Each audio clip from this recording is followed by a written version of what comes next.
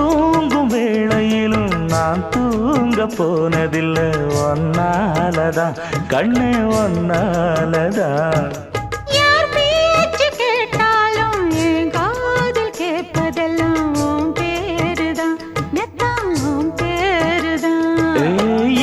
நினப்பு என் மேல இருந்தும் எட்டி போகலாமோ கட்டிக்கு முன்னே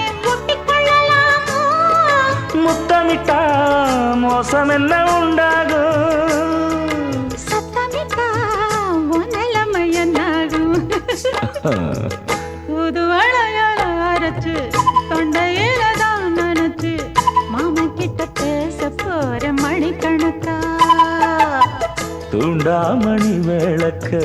தூண்டி விட்டு எரிய வச்சு ஓ முகத்தை பார்க்க போற நாள் கணக்கா